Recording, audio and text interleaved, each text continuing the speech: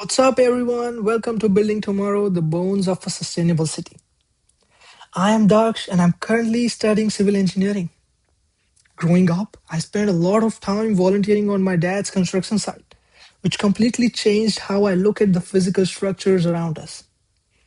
Today, we are rethinking those physical structures to hit the UN Sustainable City goal. When most people hear about sustainable cities, they instantly think of wind turbines or electric cars and stuff like that. But before we get to cool tech, we have to talk about the literal bones of the city, the buildings themselves. So let's dive in. First up, we have a massive material problem to solve, which you can see right here on the carbon cost of construction slide. Traditional steel and concrete systems comes with incredibly high embodied carbon. That means just manufacturing and transporting these heavy materials releases a ton of greenhouse gases before the building even opens its doors. Take a look at this graph from the Carbon Leadership Forum, which shows the total global warming potential or GWP per square meter. You can see concrete system tops the chart at around 140 kilograms of carbon dioxide equivalent, and steel systems aren't far behind at over 100. So the engineering game changer here is cross-laminated timber systems. According to the Carbon Leadership Forum's data, mass timber drops that footprint all the way down to roughly 35. It actually locks carbon away inside the wood instead of releasing it into the atmosphere. But sustainable engineering isn't just about the structural frame. It is also about the exterior envelope. This brings us to biophilic engineering. In dense urban areas, bare concrete and asphalt absorb the sun's heat and turn the city into a giant oven.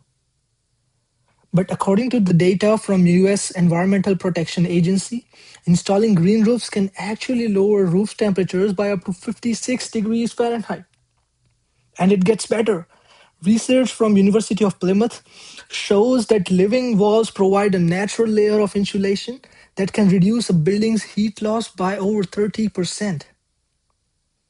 Plus, this vegetative layers acts like giant sponges, naturally managing stormwater runoff and reducing overall citywide temperatures. So, it is nature and engineering working perfectly together.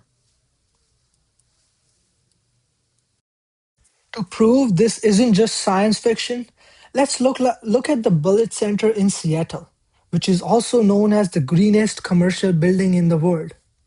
This place is an absolute engineering marvel. First off, it boasts net positive energy, which means it literally generates more power than it uses. How do they pull that off? By utilizing an overhanging array of 575 rooftop solar panels. According to the official Bullitt Center website, this massive solar canopy and incredibly smart structural design help the building to achieve an extremely low energy use intensity of just 16. To put that into perspective, typical commercial buildings have an EUI of 92, compared to which 16 is just very low.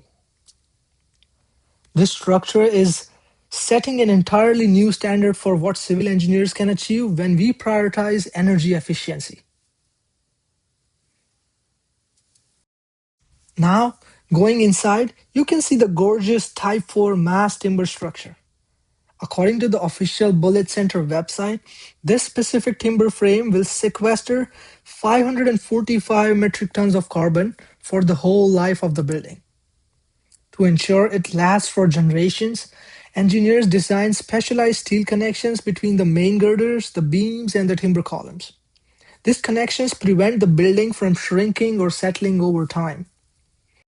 And it doesn't just make its own power, it is also completely water independent. Based on the specifications provided by the official Bullitt Center website, there is a massive 56,000 gallon rainwater cistern located right in the basement. This system collects and treats all the rainwater that falls on the site to potable drinking water standards, officially supplying 100% of the building's water needs. So in the end, we have successfully built the physical bones. But a 21st century city needs more than just strong materials. It needs a brain. So up next, making sustainable structures smart. In our second video of our playlist, we will discover the digital layer that makes sustainable infrastructure dynamic.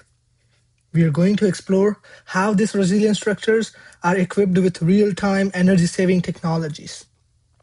Finally, we will learn how embedded systems, smart grids, and automated controls transform a sustainable building into a truly smart building. So thank you for watching this video. Make sure you click the next video on your screen and let's keep building tomorrow.